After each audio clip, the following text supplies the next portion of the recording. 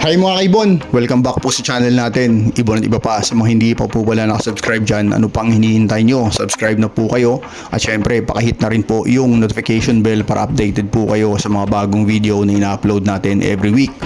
At yung FB page pala natin mga kaibon, wag nyong kalimutang i-follow, like and share din po mga kaibon. Kasi nga, doon po tayo namimigay ng itlog na fertile, ibon at inakay. Pag may available, namimigay po tayo doon agad-agad. At syempre, yung mga announcement po natin, doon po natin pinapost. At sa mga Shopee supporter din po pala natin mga kaibon, maraming salamat po sa suporta nyo, sa pagsubok ng mga patuka natin at sa mga positive review nyo na subok na yung patuka natin sa inyo. Maraming salamat po mga kaibon.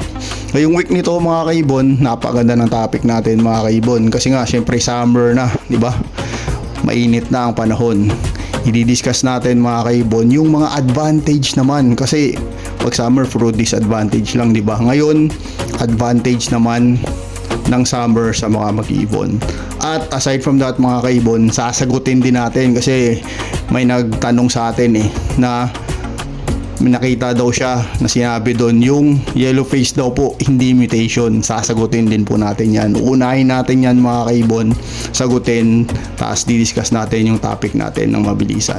Okay mga kaibon, pero syempre bago natin simulan to, magsha-shoutout muna tayo sa mga sobrang solid supporter natin na mga kaibon. Okay, syempre ngayon mga kaibon, i-shoutout na po natin yung mga solid supporter natin na walang sawang sumusuporta sa channel natin.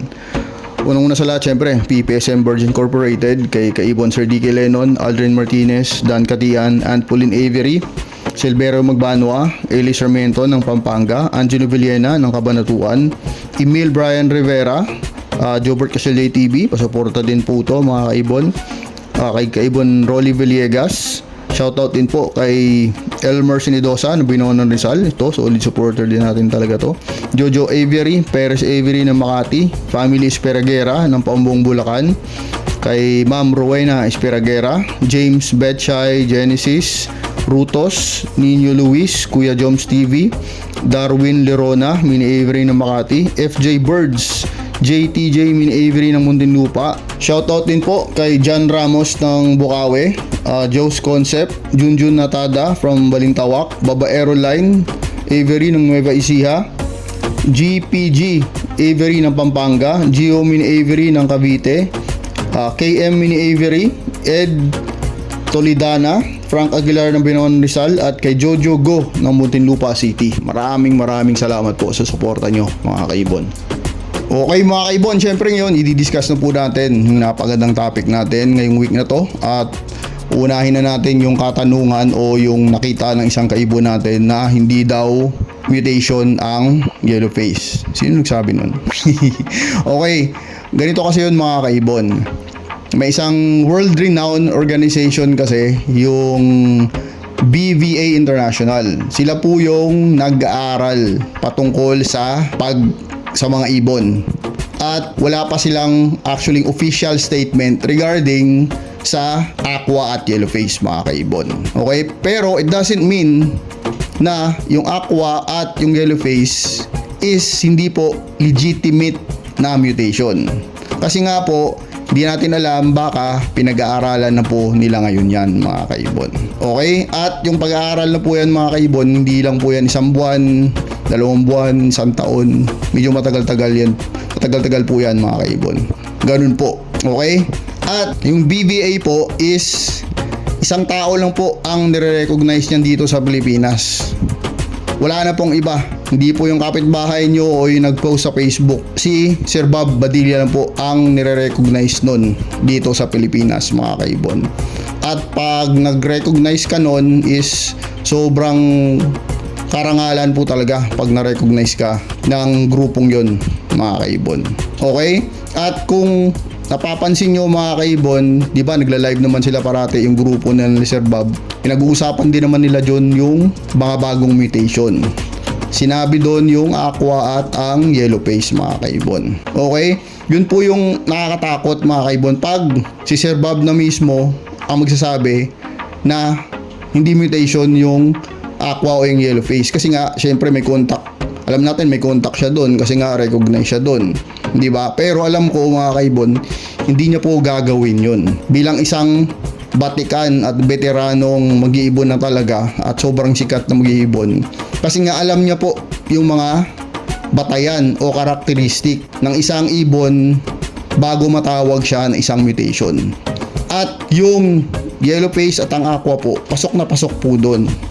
It's just that baka pinag-aaralan pa ngayon, hindi natin alam mga kaibon. Okay?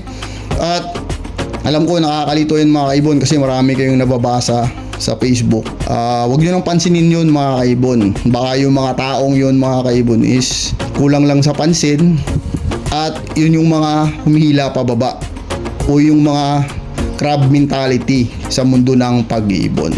Wag na kayong malito doon mga kaibon. Okay? Doesn't mean na walang official statement, hindi siya legitimate na mutation. Okay, ganun lang yun kasimple mga kaibon. At si Sir Bob lang po ang kilala ng BVA dito sa Pilipinas. Wala nang iba. Gaya ng sinabi ko kanina. Yung mga nagsasabi dyan hindi mutation o ano, wala yan. Huwag yung pansinin yan kasi hindi yan kilala. Hindi yan nire-recognize ng BVA. Okay mga kaibon, klaro tayo doon mga kaibon kasi paulit-ulit natin nababasa yan sa Facebook. Yung mga taong yun baka nabasa lang din nila sa mga article o kung saan-saan. Huwag kayong maniwala doon mga kaibon kasi si Sir Bob lang yung kilala dito ng BVA. Wala silang contact doon, hindi sila kilala ng mga yun. Okay? Okay, kaklaruhin lang natin yung mga kaibon kasi paulit-ulit na tayo dyan sa mga taong yan. Sarado mga utak niyan, mahirap yan. Wala tayong magagawa dyan mga kaibon. Okay? Punta na tayo sa topic natin mga kaibon. At syempre yung pamagat ng topic natin is yung advantage naman ng summer sa mga mag-iibon na kagaya natin. Unang-una sa lahat, ang advantage ng summer sa pag-iibon na kagaya natin mga kaibon is makapagpahinga tayo ng breeder natin. Pero sa iba, kasi may kliyente din tayo nakaraan, summer sa kanila o summer sa Pilipinas, sa kanila malamig. Pag mga breeding season sa kanila sobrang lamig naman daw, mahirapan naman yung ibon nila mag-breed. Ito po, depende po sa location nyo. Pero feeling ko 90% po dito sa Pilipinas is mainit pag summer talaga. Kaya ito po yung perfect time natin para ipahinga yung mga breeder natin mga kaibon. Kasi galing sila sa breeding season. Kailangan din nilang magpahinga. Okay mga kaibon, pahingayin din natin mga kaibon. Pangalawang advantage is this is the time na maganda mag-project. Ibig sabihin mag-backlash at mag-pares mga kaibon. Kasi ang pag-backlash at pag-pares ng mga ibon, hindi naman po agad-agad magpapares yun. It will take time, di ba? Minsan, 1 buwan, 2 buwan, matagal. Lalong-lalo na yung mga ibon na binaklas natin is may dati ng kapares o lumang kapares niya na kasi napakahirap talaga minsan noon mga kaibon. Ito yung perfect timing mga kaibon para mag-set ng mga bagong parisan sa ibunan nyo. Di ba? Ito yun kasi magpapahinga sila ang una at yung pangalawa, isiset natin sila kung baka may gusto kang bagong ipares. Yun po yung pangalawang advantage nun mga kaibon. Pangatlong advantage ng summer sa atin dito mga kaibon is dito ka na pwedeng magpagulang ng ibon. Di ba galing tayo sa breeding season. Siyempre pag galing tayo sa breeding season, dami tayong pababa. May mga pababa tayo na minsan di natin ina-out yung tinitira natin pang materyales. Ito na yung perfect timing na pagugulangin natin sila dyan mga kaibon sa flight cage natin. Papalipad-lipa rin sila natin dyan sa flight cage natin para mabilis mag-mature, para gumulang sila sa flight cage natin mga kaibon. Kasi katulad ko mga kaibon, nag-iiwan talaga tayo ng mga materyales natin for the next breeding season. Kasi tandaan nyo mga kaibon, hindi po natin mabibreed yung mga breeder natin habang buhay. Siyempre may hangganan lang sila yan mga kaibon, may mga hangganan yan.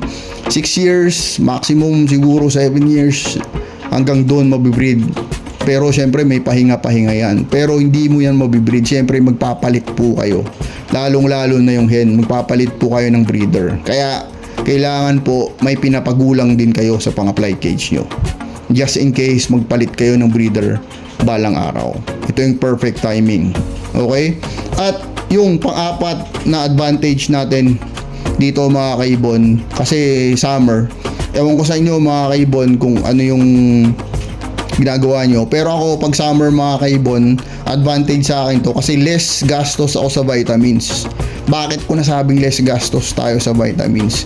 Kasi pag summer mga kaibon, more on tubig lang talaga ako. Hindi ako nagbibigay ng mga mabibigat na vitamins mga kaibon, kasi isa pa, mabilis sila mapanis. At ang hinahanap-hanap talaga ng ibon pag summer is syempre tubig talaga mga kaibon. Ang iba nagbibigay ng dextrose powder, ang iba yung mga electrolyte, depende po sa diskarte nyo mga kaibon. Kasi iba-iba naman po yung location natin eh. Iba-iba po yung aviary natin, yung pwesto ng aviary natin, iba-iba naman po. Pero sa aviary natin dito, sa munting aviary natin dito mga kaibon, more on tubig lang talaga ang binibigay ko sa kanila mga kaibon. Yung vitamins, nagle-less vitamins talaga ako. Kasi alam ko, sobra-sobra na eh, sobrang init, tapos magbibigay pa ako ng vitamins, iinit palalo yung katawan nila. Kaya more on tubig talaga ako mga kaibon.